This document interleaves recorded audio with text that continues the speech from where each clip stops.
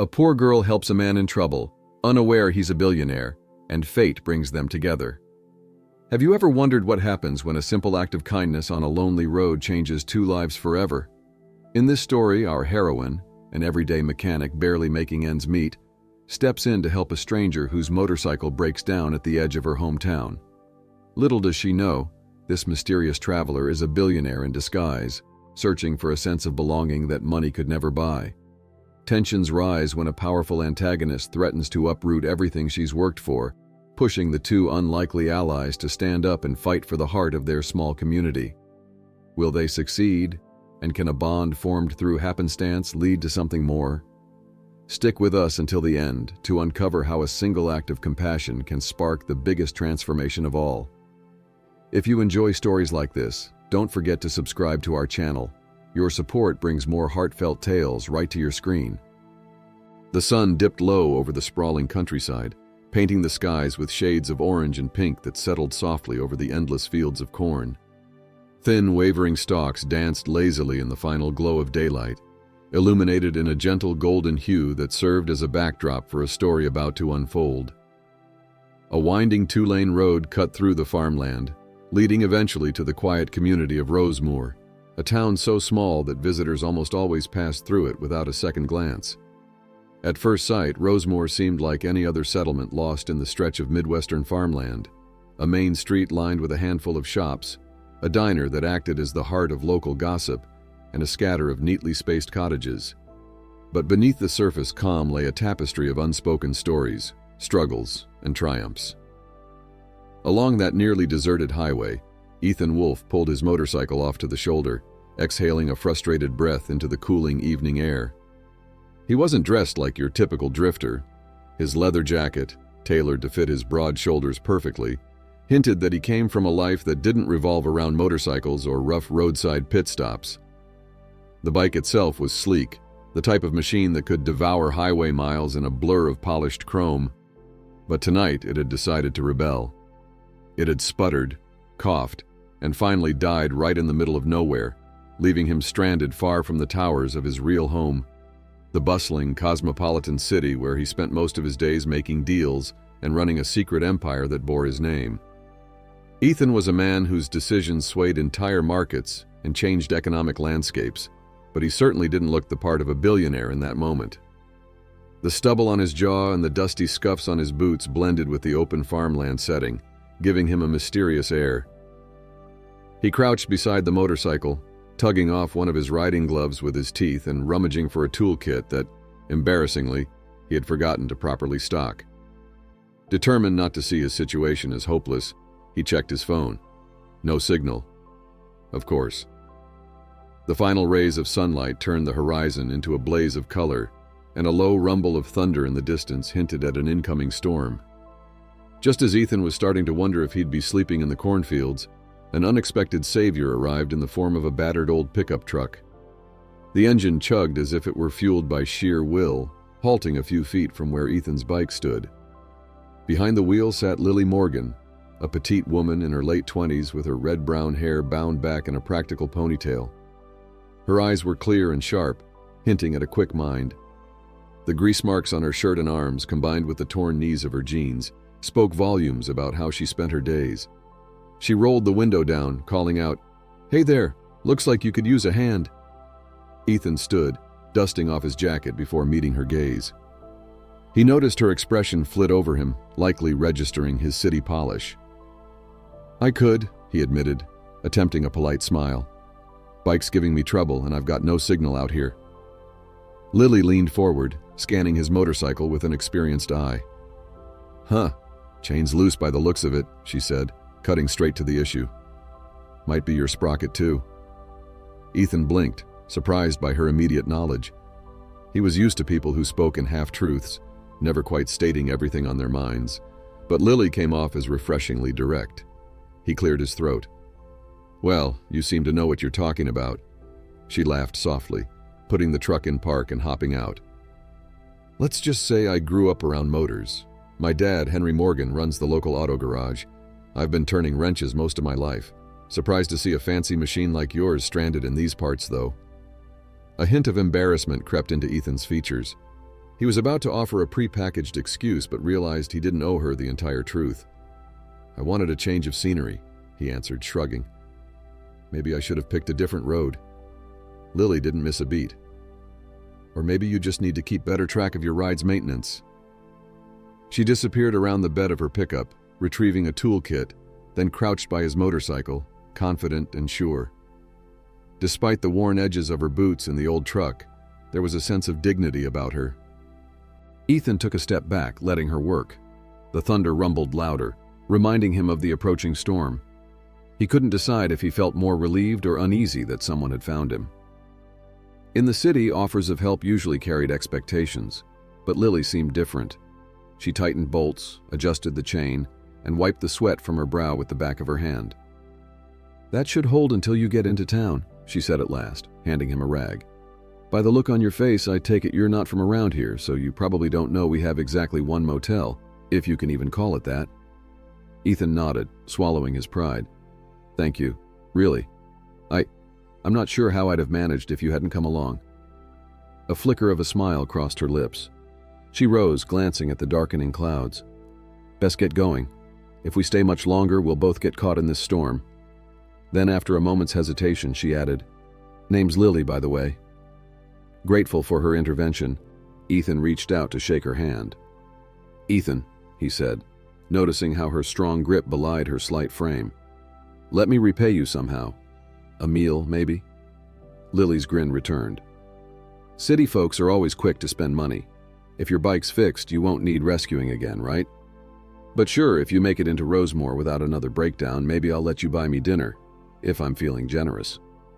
And with that, she hopped back into her truck, the engine rattling to life.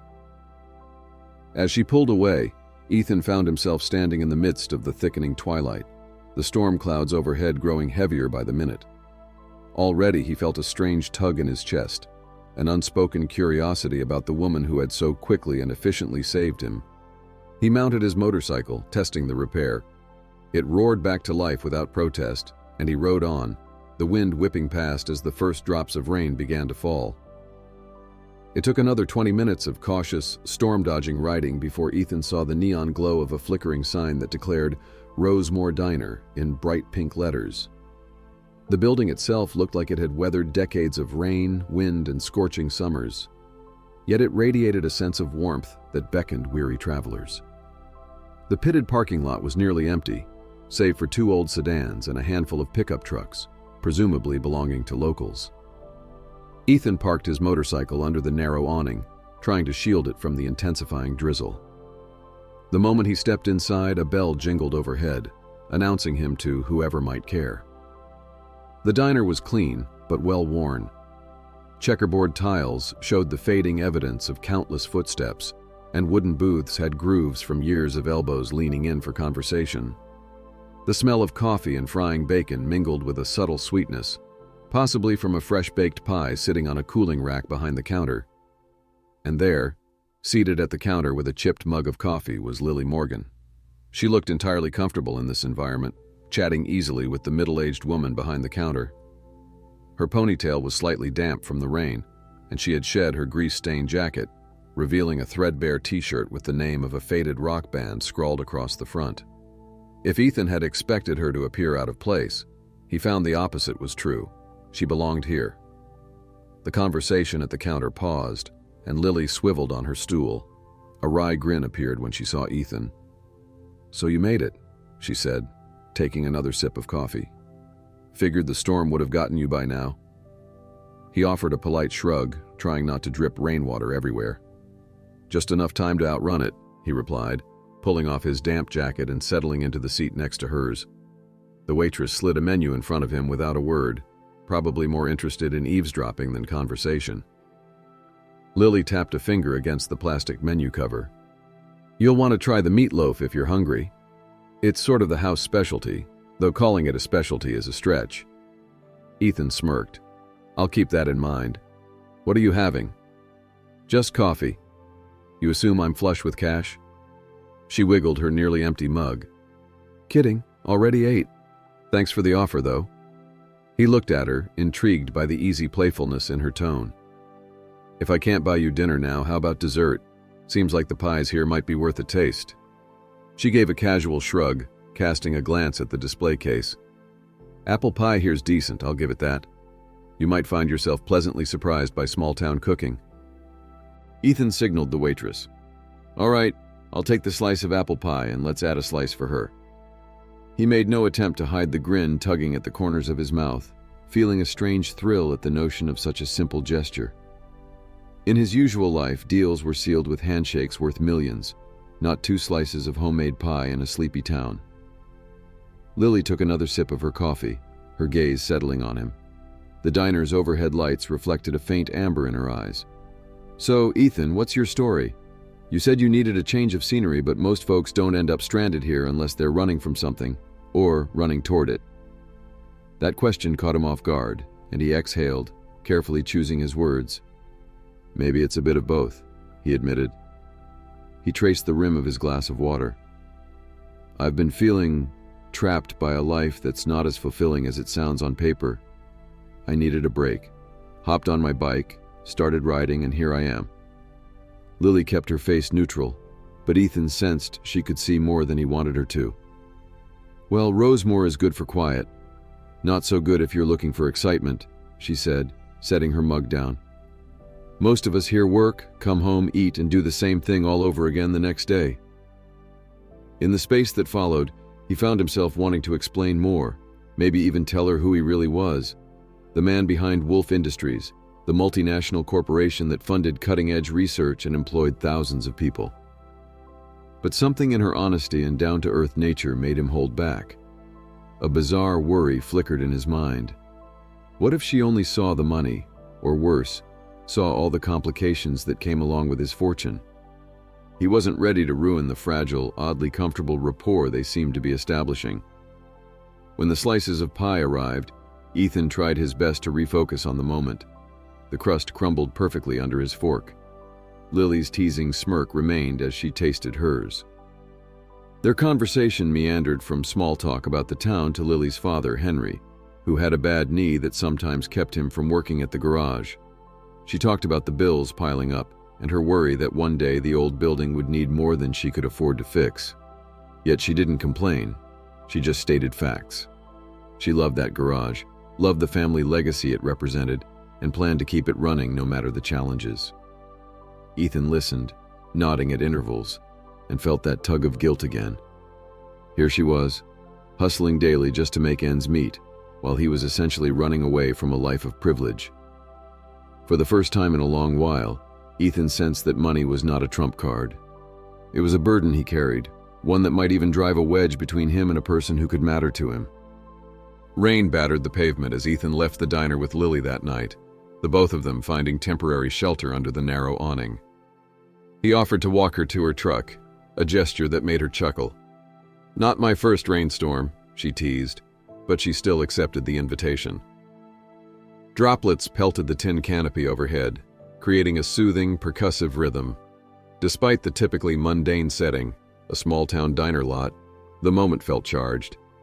Perhaps it was the tension in the air from the gathering storm, or maybe it was the knowledge that they were, in essence, strangers who had carved out a temporary sense of familiarity in each other's presence.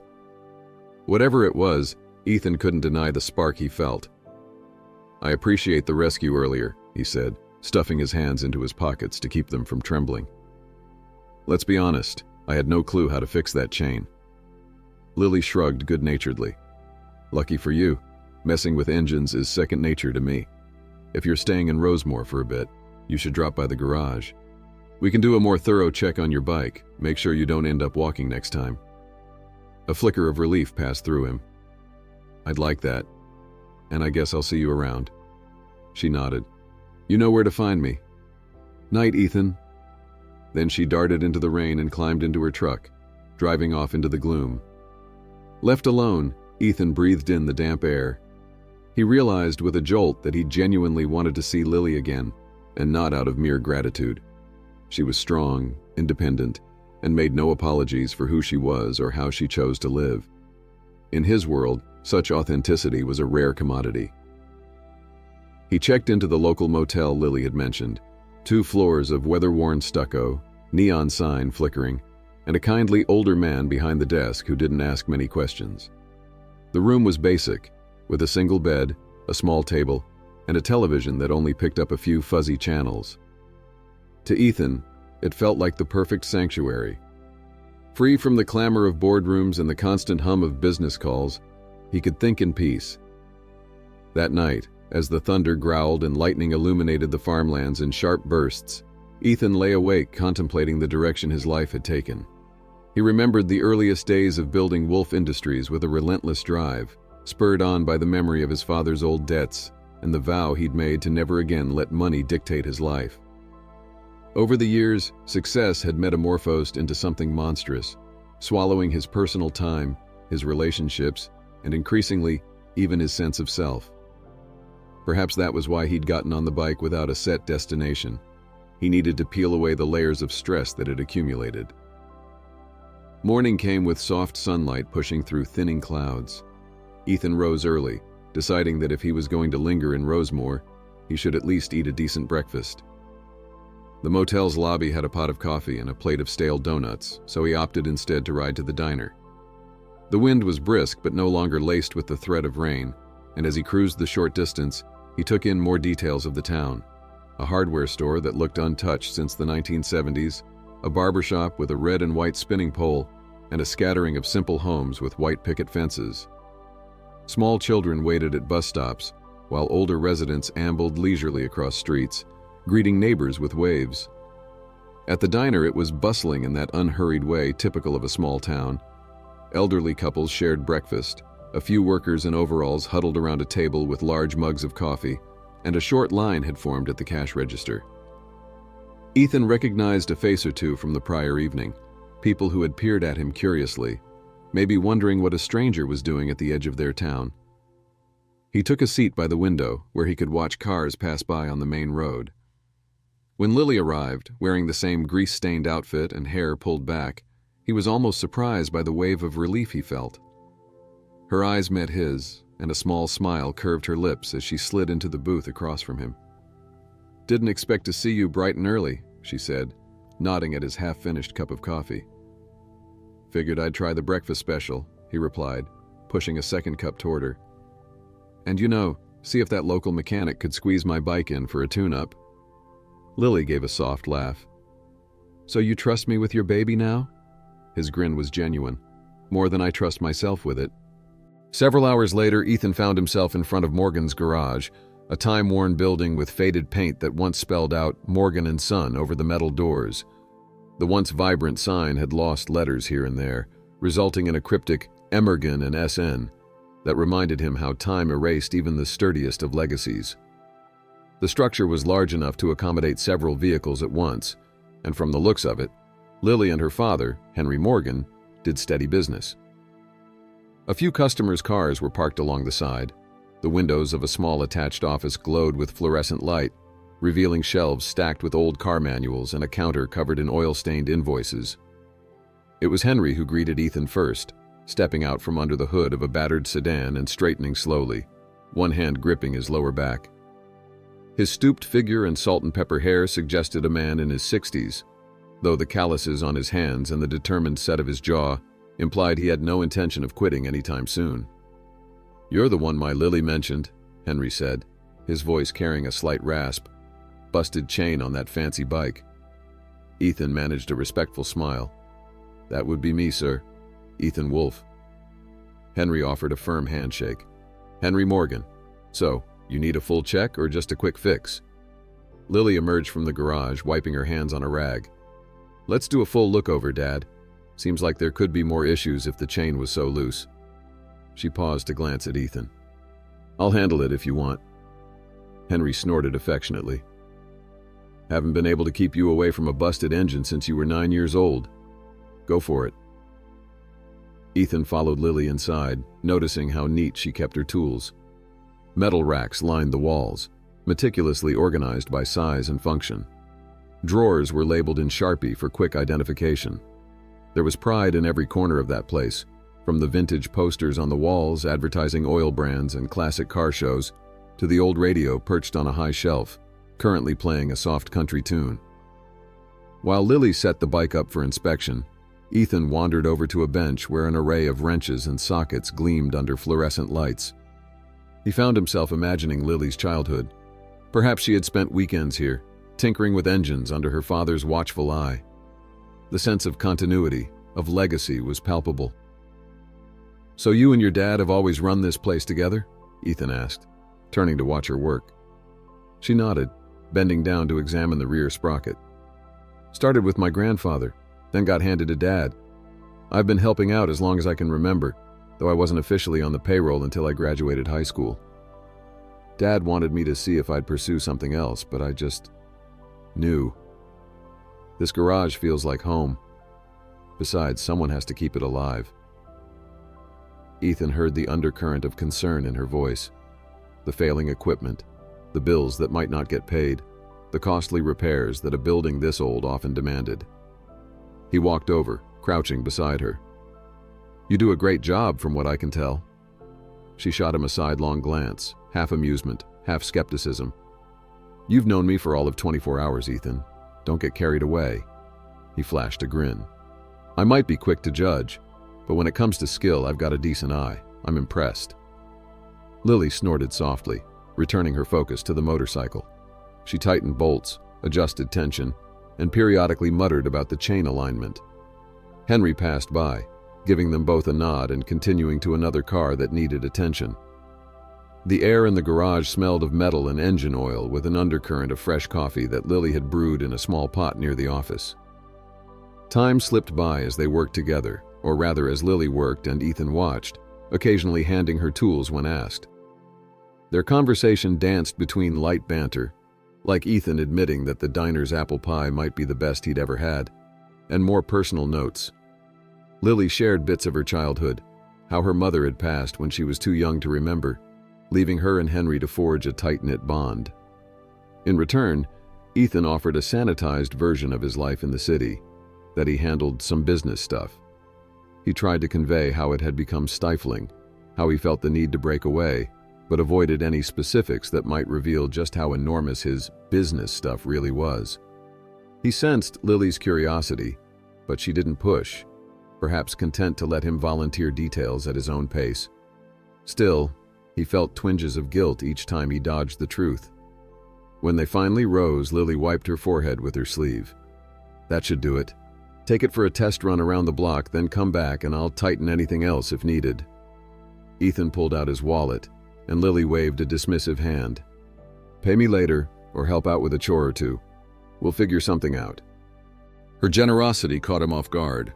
In his world, transactions were neat and immediate. Money changed hands, deals were made. But Lily's approach was simply neighborly, warming something inside him that he hadn't realized was cold. Rosemore's single main street was the heartbeat of a town that seemed frozen in time. On one end stood the diner and a small collection of businesses, a barbershop, a boutique that sold handmade quilts, and a thrift store with sun-bleached clothing in the window. On the other end lay the old train station, now defunct, its tracks rusted and unused for years. Ethan rode the bike down this span, engine humming smoother than it had in days, the repairs already showing their worth.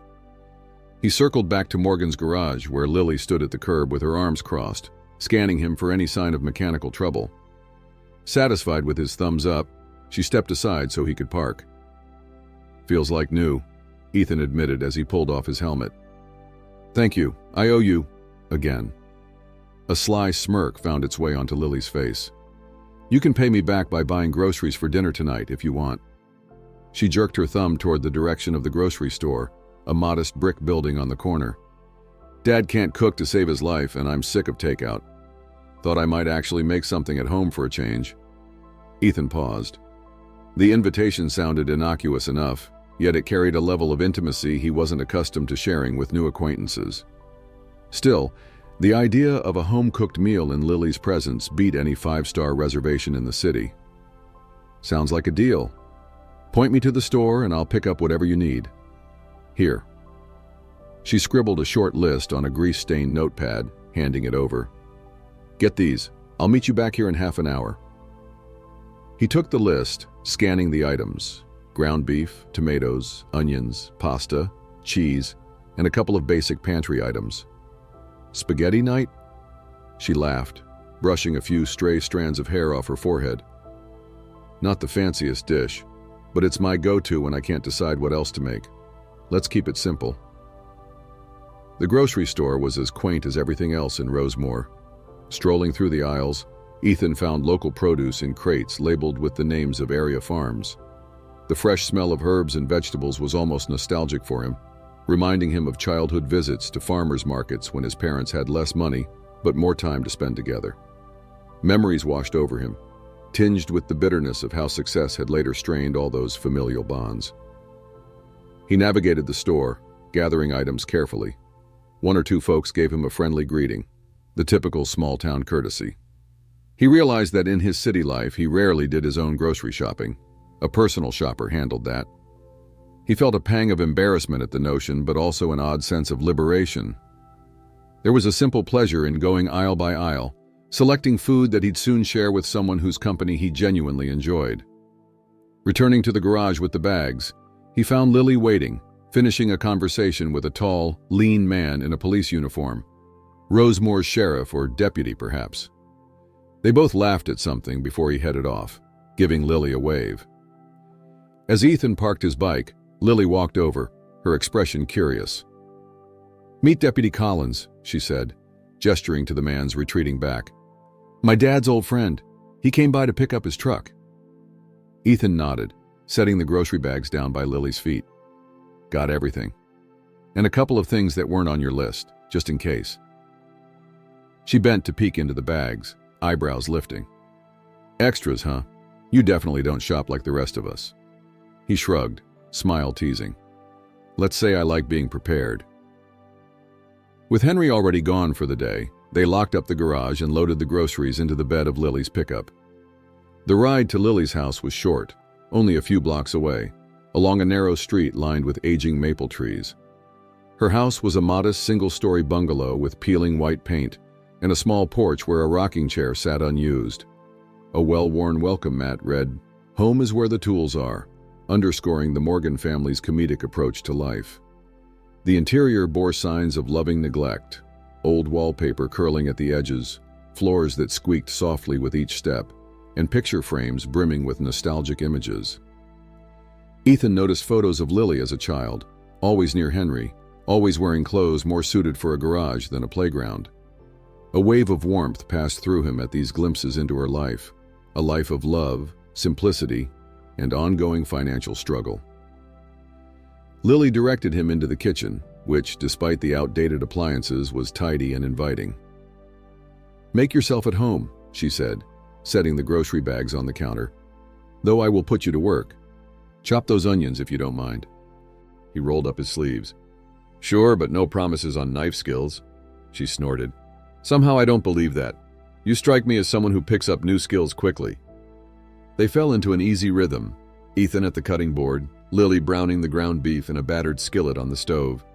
The overhead light flickered every so often, and the stove's fan rattled, but Lily worked with confidence, occasionally glancing over to correct Ethan's slicing technique. "You know, you'd think I'd be more comfortable under a hood or with a wrench," she said at one point, stirring the sauce. "But cooking's kind of my second favorite pastime. It's like tinkering with flavors instead of bolts. Also, cheaper than a mechanic's mistake if I mess it up." Ethan laughed. "Let's just hope I don't slice a finger off. Your insurance might not cover it." Dinner turned out to be a moment of laughter and surprising intimacy. They carried steaming bowls of spaghetti to Lily's small living room, where a second-hand coffee table was pushed aside to make space. A low-hanging lamp provided a gentle glow, illuminating Lily's uncertain smile when she realized how unusual the scene was for her as well. The two of them settled onto a worn couch, balancing plates on their laps, careful not to spill. "I can't remember the last time I cooked for someone other than Dad," Lily admitted, swirling a forkful of noodles. "Feels almost weird, but a good weird." Ethan took a bite, nodding in approval at the tangy taste of the sauce. "Consider me honored, then," he said softly. "You really have a knack for this." She rolled her eyes. "Don't overdo the flattery. It's spaghetti, not a gourmet feast." Still, the corners of her mouth quirked up into a half smile. As they ate, conversation flowed more freely. Lily recounted stories of her father's youth, how Henry once spent all night repairing a neighbor's old tractor just so the man wouldn't lose his crops the next day. In return, the man brought them fresh produce for months. "That's the kind of place Rosemore is," she concluded. "We help each other, whether it's convenient or not." Ethan listened intently, nearly entranced by the sense of community she described. His own life in the city had always been about strategic alliances and meticulously negotiated contracts. Friendships in his circle were often overshadowed by the question, "What can you do for me?" Whereas Lily's stories spoke of a world where people offered help simply because it was the decent thing to do. At one point, Lily set her plate on the table and leaned back against the couch cushions. "So, enough about me. If you're not looking to fix up a house in Rosemore, what's your actual plan, Ethan? No offense, but you don't exactly strike me as someone who'd stay here forever." He felt the weight of the question. It was exactly the sort of conversation he'd wanted to avoid, yet also part of what he found compelling about Lily. She wasn't content with small talk. "I'm not sure," he admitted, shifting slightly to meet her eyes. "I just left my life behind for a bit. Maybe I'm seeing how the other half lives, or maybe I'm just trying to breathe before I get pulled under again." Lily's gaze held empathy, not pity. She nodded. "Okay, well, I guess we can all use an escape sometimes. But you can't hide forever." A faint, humorless chuckle escaped him. "Trust me, I'm well aware." He hesitated, a swirl of conflicting impulses in his chest. A part of him wanted to tell her everything, that he wasn't merely an office worker burned out from the daily grind, but the CEO of Wolf Industries, a multinational corporation that shaped entire market sectors. Yet even thinking about the revelation made him uneasy. What if it ruined this fragile moment between them? In the silence that followed, Lily reached for the television remote, flipping it on. The local news anchor droned about upcoming weather forecasts and a charity bake sale downtown. Ethan recognized the anchor's name from the previous night's broadcast, but he no longer found comfort in the monotony of news. He tensed, half expecting to see a story about himself or his corporate acquisitions. Instead, it was local coverage of a county fair.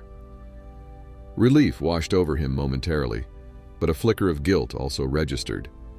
He was living a partial truth in Lily's home, soaking in her kindness, and part of him wondered how long he could sustain the lie. Perhaps Lily sensed something because her gaze flicked from the TV to him, her brows knitted in mild concern. "You sure you're okay?" "I'm fine," Ethan said, his voice low. "Just tired, I guess." She nodded, not pressing further. The two of them tidied up dinner in amiable silence, stacking dishes in the sink. Lily insisted on washing them later, guiding Ethan to the door. "Dad's going to be back soon. He'll ask all sorts of questions if he sees you here." She smiled apologetically. "He doesn't mind visitors, but he'll want to know who you are, what you do, what your intentions are. I'd rather spare you the interrogation." Early the next morning, Rosemore awoke under a gentle haze of mist that blanketed the fields.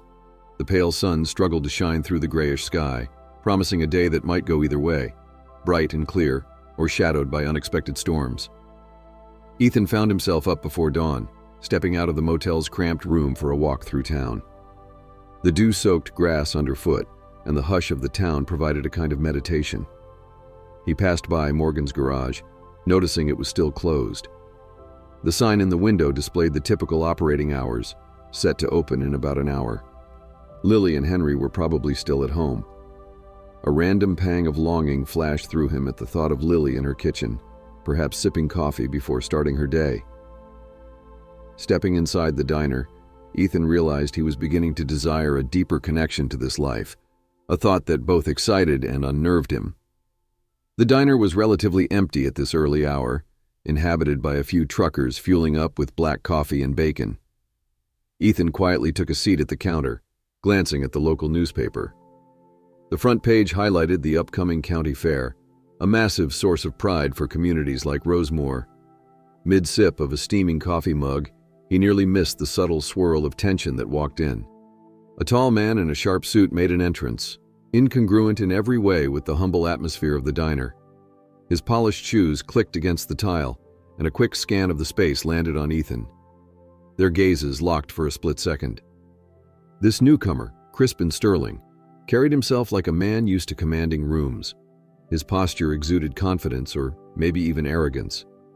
Ethan froze, instantly recognizing Crispin as a cunning real estate mogul, known for buying up small-town properties under shell companies. Ethan's chest tightened with a flash of alarm. He was supposed to be off the grid, away from the watchful eyes of corporate dealmakers. His mind raced. Did Crispin recognize him? The last time they'd been in the same room was at a swanky fundraiser in the city, but Crispin had never been close to Wolf Industries. Still, Crispin's expression turned quizzical, as if trying to place Ethan's face. Taking a seat a few stools away, Crispin Sterling ordered a black coffee. The tension eased slightly when Crispin didn't immediately approach Ethan. Maybe Crispin's presence here was a coincidence, an unlikely stroke of misfortune, but possible. Crispin might be in town for a separate venture. Yet the alarm bells in Ethan's mind refused to quiet. He decided to leave before Crispin could make any connection. After paying his bill, Ethan stepped out, inhaling a gust of crisp morning air. If Crispin Sterling was in Rosemore, it likely spelled trouble for someone. Crispin's modus operandi was to present small towns with tempting development deals, industrial parks, factories, or shopping centers that promised jobs, only to crush local businesses and extract maximum profit. Ethan didn't get far before he heard the door of the diner open behind him and Crispin's voice call out, "Excuse me, friend, do I know you?" Heart thudding, Ethan turned, keeping his features neutral. "Don't think so. I'm just passing through." Crispin studied him, a thin smile playing on his lips. "Ah, my mistake." He offered a nod, then turned toward the black luxury sedan parked out front, a jarring sight next to the rusted pickup trucks and dusty sedans. With Crispin out of earshot, Ethan exhaled and walked briskly down the street, mind churning. If Crispin was indeed operating in Rosemore, it likely involved real estate acquisitions or development deals. The coincidence made Ethan uneasy.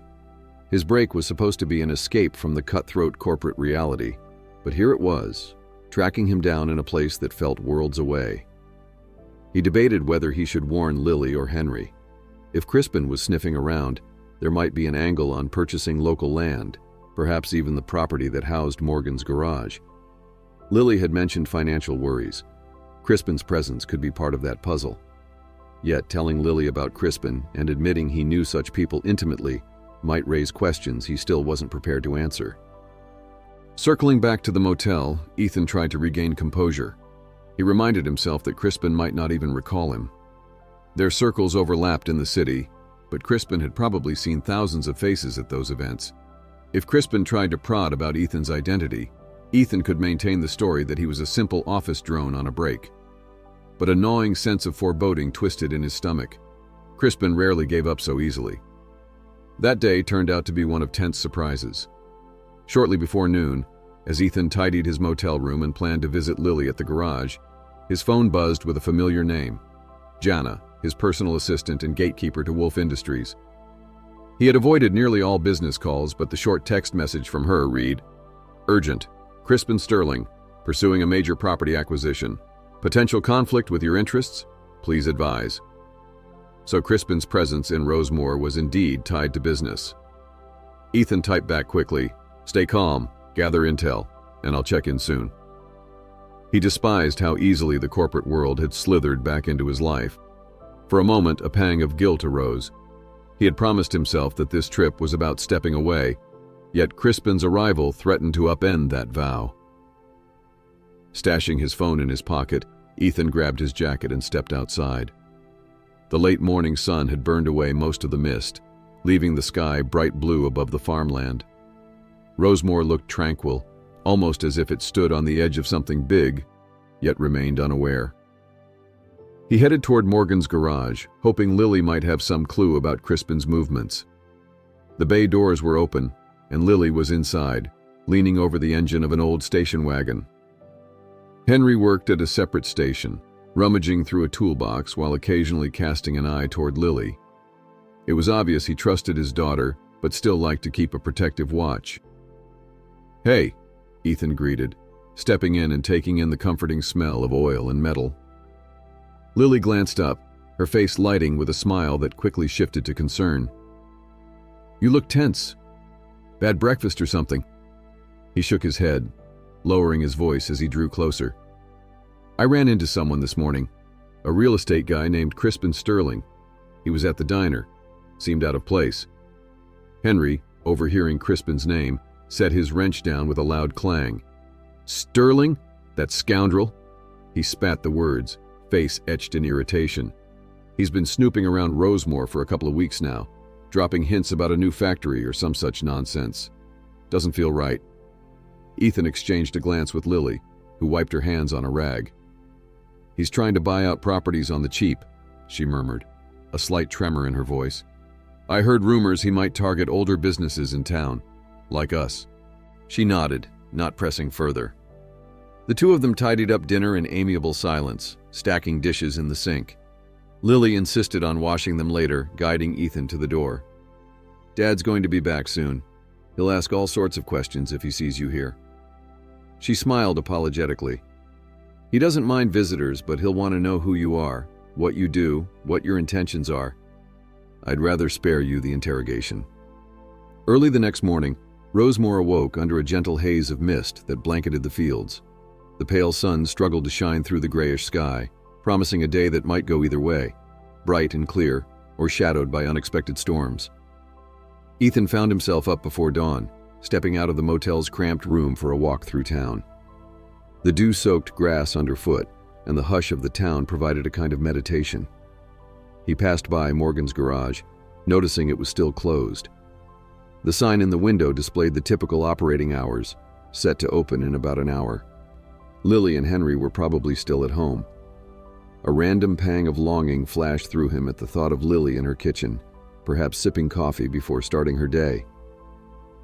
Stepping inside the diner, Ethan realized he was beginning to desire a deeper connection to this life, a thought that both excited and unnerved him. The diner was relatively empty at this early hour, inhabited by a few truckers fueling up with black coffee and bacon. Ethan quietly took a seat at the counter, glancing at the local newspaper. The front page highlighted the upcoming county fair, a massive source of pride for communities like Rosemore. Mid-sip of a steaming coffee mug, he nearly missed the subtle swirl of tension that walked in. A tall man in a sharp suit made an entrance, incongruent in every way with the humble atmosphere of the diner. His polished shoes clicked against the tile, and a quick scan of the space landed on Ethan. Their gazes locked for a split second. This newcomer, Crispin Sterling, carried himself like a man used to commanding rooms. His posture exuded confidence or maybe even arrogance. Ethan froze, instantly recognizing Crispin as a cunning real estate mogul, known for buying up small-town properties under shell companies. Ethan's chest tightened with a flash of alarm. He was supposed to be off the grid, away from the watchful eyes of corporate dealmakers. His mind raced. Did Crispin recognize him? The last time they'd been in the same room was at a swanky fundraiser in the city, but Crispin had never been close to Wolf Industries. Still, Crispin's expression turned quizzical, as if trying to place Ethan's face. Taking a seat a few stools away, Crispin Sterling ordered a black coffee. The tension eased slightly when Crispin didn't immediately approach Ethan. Maybe Crispin's presence here was a coincidence, an unlikely stroke of misfortune, but possible. Crispin might be in town for a separate venture. Yet the alarm bells in Ethan's mind refused to quiet. He decided to leave before Crispin could make any connection. After paying his bill, Ethan stepped out, inhaling a gust of crisp morning air. If Crispin Sterling was in Rosemore, it likely spelled trouble for someone. Crispin's modus operandi was to present small towns with tempting development deals, industrial parks, factories, or shopping centers that promised jobs, only to crush local businesses and extract maximum profit. Ethan didn't get far before he heard the door of the diner open behind him and Crispin's voice call out, "Excuse me, friend. Do I know you?" Heart thudding, Ethan turned, keeping his features neutral. "Don't think so. I'm just passing through." Crispin studied him, a thin smile playing on his lips. "Ah, my mistake." He offered a nod, then turned toward the black luxury sedan parked out front, a jarring sight next to the rusted pickup trucks and dusty sedans. With Crispin out of earshot, Ethan exhaled and walked briskly down the street, mind churning. If Crispin was indeed operating in Rosemore, it likely involved real estate acquisitions or development deals. The coincidence made Ethan uneasy. His break was supposed to be an escape from the cutthroat corporate reality, but here it was, tracking him down in a place that felt worlds away. He debated whether he should warn Lily or Henry. If Crispin was sniffing around, there might be an angle on purchasing local land, perhaps even the property that housed Morgan's garage. Lily had mentioned financial worries. Crispin's presence could be part of that puzzle. Yet telling Lily about Crispin and admitting he knew such people intimately might raise questions he still wasn't prepared to answer. She blinked, studying him with surprise, then softened. "I appreciate that," she said, voice quiet. "But you're not from here. You have no stake in this." "I do," he insisted. "I have friends here now." A flicker of surprise and perhaps gratitude crossed Lily's face. Before they could delve deeper, Ethan's phone vibrated on the table. As soon as he saw the incoming call, Jana's number, his stomach knotted. He'd avoided picking up calls in front of Lily, but Crispin's looming shadow changed the equation. "Sorry," he muttered, stepping away to answer. Lily nodded, returning her attention to the last bites of her meal. Ethan walked a few yards away, pressing the phone to his ear. "Jana?" Her voice was hushed but urgent. "Ethan, Crispin's definitely pushing to acquire land in Rosemore. He's forming a shell corporation to mask his involvement. If he succeeds, rumor is he'll build a factory. The local council is split. Some want the jobs. Others fear the environmental impact. He's also investigating Morgan's garage specifically, likely for its strategic location." Ethan clenched his jaw, glancing over at Lily, who pretended not to eavesdrop but occasionally sent curious glances his way. "I see. Is he aware I'm here?" "I can't confirm," Jana replied. "But Crispin has references to a mysterious biker in some of his notes. He might suspect something. But we have bigger news. Crispin's about to finalize a major property purchase in the next few days. If it goes through, he'll gain leverage over zoning and taxes." Ethan exhaled sharply. "All right, I'll handle it. Keep me updated." Ending the call, he forced himself to remain calm.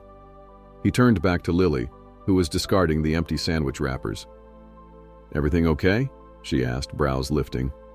He stuffed his phone into his pocket, hating the duplicity of his half-truths. "Just a friend in the city letting me know Crispin's made moves like this before. It's not good news," Ethan admitted, deciding the best lie was a near truth. "He's close to making a big purchase, which could put him in control of how the town is zoned." Worry flickered in Lily's eyes, and she nodded in resignation. "I was afraid of that." They walked back to her truck, the quiet pressing in. On the short drive to drop Ethan at his motel, the silence weighed heavily. The earlier warmth between them was overshadowed by Crispin's imminent threat. Yet, upon arriving, Ethan hesitated before getting out, turning to face Lily. "Don't lose hope," he said softly. "We'll figure something out." She studied him for a long moment. "Why are you so determined to help us?" He managed a genuine smile. "Because sometimes you find a place worth protecting and people worth caring about." Her cheeks colored slightly, and she nodded. "Good night, Ethan." The next day kicked off a whirlwind. Rosemore's town hall announced a public meeting, scheduled in 2 days, to discuss Crispin Sterling's proposal. Flyers appeared in shop windows, and the local radio station repeated the announcement every hour. Lily, Henry, and others braced themselves for a showdown, knowing Crispin would deliver a polished pitch about how his development would bring jobs and prosperity. But they also suspected hidden costs, environmental damage, gentrification, and the potential push-out of mom-and-pop businesses like Morgan's garage. Ethan accompanied Lily to the diner that morning, partly out of routine and partly out of a sense of solidarity. They found the place buzzing with tense conversation. Groups of locals sipped coffee and exchanged rumors about Crispin's intentions. Some argued that the town desperately needed the influx of employment, while others retorted that a big corporation would crush local identity. At a corner booth, Henry joined them, looking more tired than usual. His knee was acting up. Lily had practically forced him to use a cane that day. As they discussed strategy, Crispin unexpectedly waltzed in, flanked by two associates in suits. The entire diner seemed to fall silent as Crispin made a show of greeting the mayor, who'd been nursing a cup of tea at the counter. Crispin's bright smile and firm handshake looked like a scene from a political campaign. "Show off," Lily muttered under her breath. Henry gently tapped her arm. "Steady," he whispered. "No sense picking a fight here." Ethan kept his gaze lowered, hoping Crispin wouldn't single him out. But Crispin's hawk-like eyes scanned the room, pausing briefly on Ethan's table. A curious smirk touched Crispin's lips before he turned back to the mayor. "Mayor Hopkins, I'm delighted we'll be discussing the future of Rosemore at the upcoming town hall," Crispin said in a voice loud enough for half the diner to hear. "I trust we can reach a mutually beneficial arrangement." Mayor Hopkins, an older gentleman with gray hair and worried eyes, nodded stiffly. "We'll see. The town's voice matters." With Crispin momentarily occupied, Lily seized the chance to escort Henry and Ethan out, slipping through the crowd to exit. Once outside, Henry let out a frustrated breath. "That man's got the charm of a rattlesnake in a top hat." Ethan's grin was humorless. "You're not far off." They parted ways, with Henry insisting on hobbling back to the garage alone. Lily lingered with Ethan near the curb, checking her watch. "I need to pick up some parts from the next town over. Want to tag along? Could use an extra set of hands." He agreed, both to help and to keep close in case Crispin tried anything sudden. The drive out of Rosemore led them to a neighboring town with a bigger hardware store and auto supplier. On the way, Lily opened up about her father's health problems, how Henry had a mild heart condition but refused to slow down. "Sometimes I think he's too proud to admit we might need help," she said, gripping the steering wheel. "Between keeping the garage afloat and his stubborn determination, it's a lot." Ethan reached over and gave her shoulder a comforting squeeze. "You don't have to do it alone." She cast a brief, appreciative glance his way. "It's just how we've always been. Mom died when I was small. Dad's all I got." At the supplier, they loaded up the truck with boxes of spare parts, cans of oil, and other items needed for routine repairs. Lily bantered with the store clerk like an old friend, occasionally tossing remarks that made the older man laugh. Ethan watched with admiration. Lily was a capable woman who commanded respect with her straightforward honesty. As they drove back, the conversation turned once more to Crispin's looming threat. Lily asked, "Do you really believe we can stop him?" Ethan paused, trying to form a careful response. He also recalled Jana's urgent messages. Crispin's plan might be further along than anyone realized. "I believe if we stand together, we have a chance. We can highlight the real costs of his development, the environmental concerns, the displacement of local businesses. We just have to be organized." She nodded, jaw set. "This is our home. If Crispin thinks he can just buy it out from under us, he's got another thing coming." Ethan admired her resolve. Even if Lily had no idea the scale of Crispin's resources, she refused to capitulate. This quiet, small-town mechanic had more spirit than many executives he knew. The tension in the air was building toward that upcoming town hall, where Crispin would lay out his polished arguments.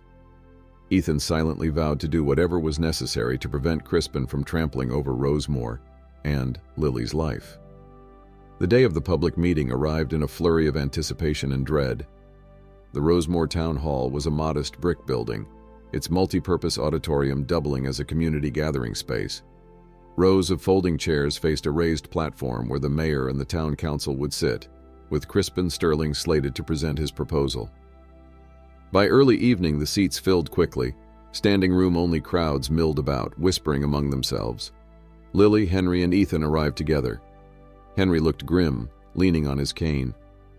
Lily's eyes were steeled with determination, while Ethan wore a neutral expression that belied the roiling thoughts in his mind.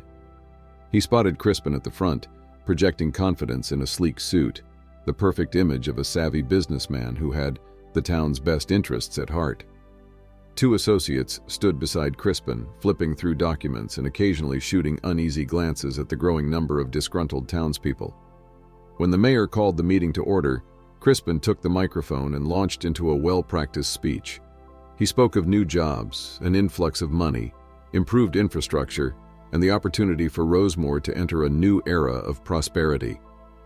The presentation featured slides of modern facilities, green spaces, and families smiling in carefully staged photographs. A few people clapped politely. Others scowled, arms crossed. Lily and Henry fidgeted in their chairs. Ethan watched Crispin's performance with a blend of disgust and fascination. He recognized Crispin's style all too well, having seen similar tactics in high-stakes corporate negotiations. Crispin was painting a future that ignored the inevitable pitfalls: displacement of small businesses, higher taxes, and the sale of land at rock-bottom prices for Crispin's shell companies. When the floor opened for questions, a handful of local farmers voiced concerns about preserving farmland and water resources. Crispin responded with slick evasions, referencing environmental studies that his team would undertake. Henry stood to speak, using the support of his cane. With calm clarity, he outlined how his garage served not just as a business, but a cornerstone of the community, helping neighbors, offering flexible payment plans to those short on cash, and preserving the town's heritage. "People like me have built our livelihoods here," Henry said, voice trembling slightly with emotion. "And we'd like to keep it that way.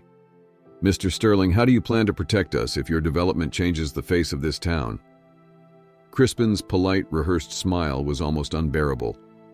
"Mr. Morgan, I respect your concerns. My aim is to uplift the entire community.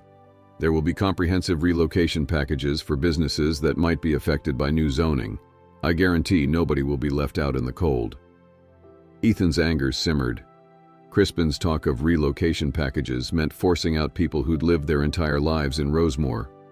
Still, Ethan hesitated to intervene just yet. He wasn't sure how best to leverage his own influence without revealing everything. The tension in the room heightened when Crispin insisted, "In the end, this is an opportunity for progress, and sometimes progress requires tough choices." The mayor glanced at the audience, sweaty brow shining under the overhead lights. "We'll be taking a vote on whether to authorize Crispin's development plan. Given the scope, state officials will also weigh in, but our voice here matters." A hush fell.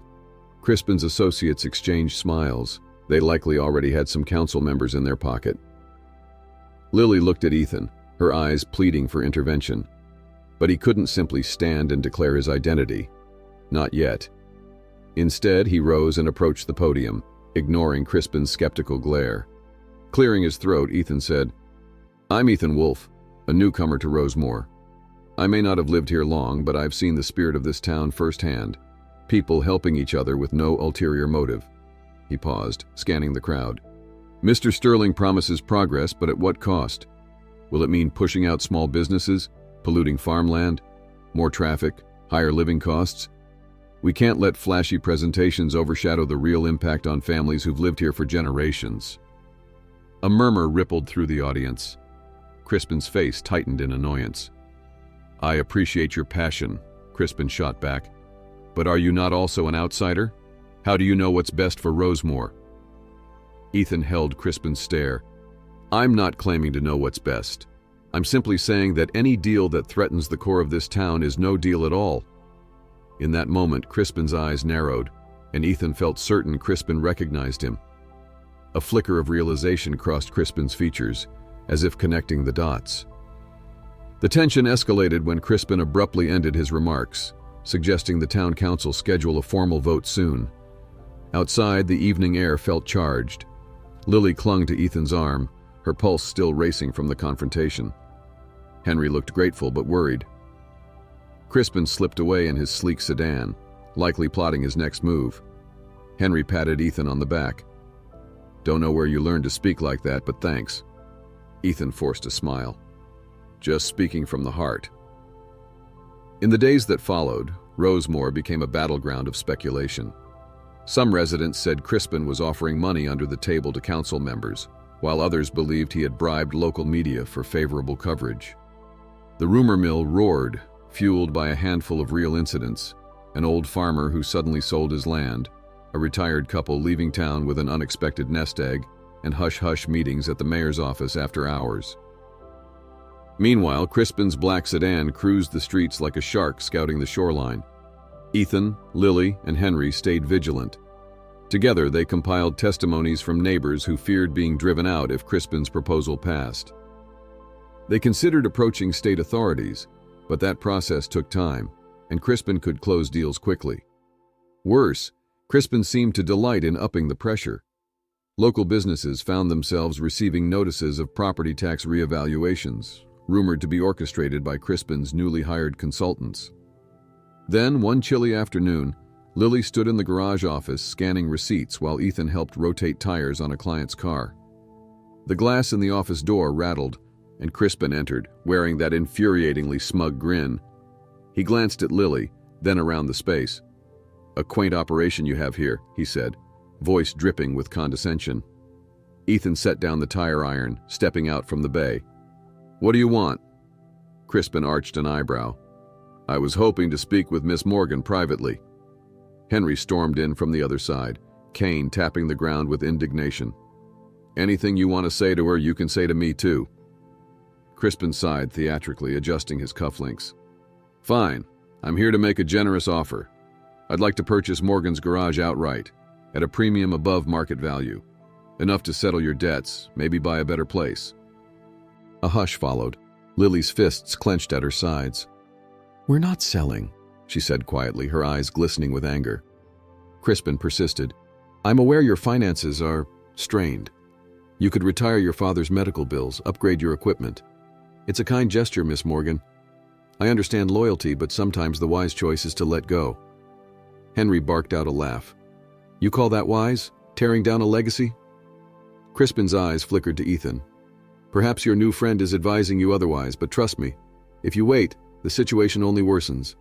The town council will inevitably see the wisdom in my plan, and property values will adjust accordingly. My offer will not stay on the table forever." Ethan bridled his anger, but Crispin spotted it, a faint smirk curling the edges of his lips. "I see you're quite invested here, Mr. Wolf," Crispin said, emphasizing Ethan's last name. "Interesting." Without elaborating, Crispin extended a business card to Lily. "Think about it. I'm available anytime. My associates will also be reaching out. I'd hate for your family to miss a favorable opportunity." When Crispin left, the garage felt colder, as if a chill had followed him in. Lily took a shaky breath, hurling the card into the trash. "He's slimier than I thought," she muttered, voice betraying her nerves. Henry set a hand on her shoulder. "We'll stand our ground. The meeting was only the start. A final vote is set in 2 weeks, right after their view, Crispin's proposal in detail. That's our window to show the council who Crispin really is." Ethan nodded, mind racing. He was done playing on the sidelines. Crispin had threatened Lily's livelihood, and that was the last straw. If Crispin suspected Ethan's true identity, the facade wouldn't hold much longer. Ethan turned to Lily, gently placing a hand over hers. "I have an idea," he said, voice calm but resolute. "But it means trusting me, completely." She gazed up, confusion and hope flickering in her eyes. "What kind of idea?" Ethan inhaled slowly, a swirl of fear and determination roiling inside him. "It was time. One that involves telling you who I really am." They gathered in the office, Henry included. Lily sank into a chair, arms folded over her chest defensively. Ethan stood with his back to the door, swallowing hard. This was the moment he had dreaded, yet it was also the only way forward. "My name is Ethan Wolf," he began, "but not just any Ethan Wolf. I'm the CEO of Wolf Industries." Henry's brow furrowed in confusion, while Lily stiffened. "Wolf Industries? You mean that massive corporation?" she asked, voice an octave higher than usual. Ethan nodded, eyes downcast. "I left the city because I felt suffocated by my life, by the constant demands, the greed. I hopped on the bike to clear my head. I never planned to stay so long or grow attached to Rosemore or to you." Silence weighed heavy, cut only by the distant whir of a machine in the garage. Lily's expression ranged from shock to betrayal. "So all this time you've been lying?" "I never lied about my feelings," Ethan said softly. "But I did lie by omission about who I am. I thought if you knew I was wealthy, you'd see me differently, like Crispin, or just another corporate suit." I wanted to escape that for once in my life." Henry's face hardened, but he said nothing, letting Lily lead. She pressed her palms against her temples. "Do you know what this looks like? The big CEO swooping into a small town playing humble? That's Crispin's exact brand of arrogance." A pang of hurt flashed in Ethan's eyes. "I'm not Crispin," he insisted. "I never planned to bulldoze your home. I came here to get away from people like him. I'm telling you now because Crispin recognized me, and he's going to use that. This is the only way I can truly help you fight him, by using the resources I've spent my whole life building." Tears glistened in Lily's eyes, but she blinked them away. She turned to Henry, who looked torn, wanting to trust Ethan but also reeling from the revelation. Finally, Lily exhaled, voice trembling. "So what's your grand plan, Ethan Wolfe? Are you going to buy out Crispin? You know we don't want to sell." Ethan offered a grim nod. "I have proof Crispin's engaged in illegal coercion, land grabs, even fraudulent appraisals. My legal team can bury him if we go public, but I need to rally the town council and the state attorney. We can only do that if Rosemore stands unified." Henry closed his eyes, absorbing the shock. "We do want Crispin gone, but trusting a billionaire out of nowhere? You see our dilemma." Ethan's voice quivered with earnestness. "I'm aware. I can't undo my deception overnight. I'm asking you to let me show you who I really am. Help me protect this place you love." Lily looked away, shoulders sagging. "I need time to process," she mumbled. "We all do. For now, let's just focus on stopping Crispin, okay?" "Agreed," Henry said, gripping his cane. "But boy, you better not make a fool out of us." Ethan met Henry's glare with unwavering seriousness. "I promise, sir. This place, your daughter, means more to me than you know." Outside, the sky had darkened, ominously foreshadowing the storm about to break over Rosemore. But inside Morgan's garage, the greatest conflict lay in three hearts struggling to realign after a devastating reveal. Trust once bent might never straighten the same way, but for the town's sake, and for whatever connection he still hoped to salvage with Lily, Ethan prayed this was the first step toward redemption, not ruin. From my perspective, this journey shows that real wealth doesn't come from deep pockets, but from a willingness to protect and care for the people who matter. Our billionaire on the run rediscovered his own humanity through a small garage and the warm souls that kept it running. Meanwhile, our brave mechanic learned that opening her heart to trust, despite past disappointments, could lead to unexpected joy. With determination and unity, they safeguarded their town from a predatory businessman, proving once again that goodness thrives when a community stands shoulder to shoulder. As we close this chapter, it's clear that genuine connection and heartfelt teamwork can triumph over greed and division. What do you think? Share your thoughts and experiences below. Let's keep the discussion going. And if you haven't already, be sure to subscribe for more inspiring stories that remind us of the extraordinary power of ordinary acts.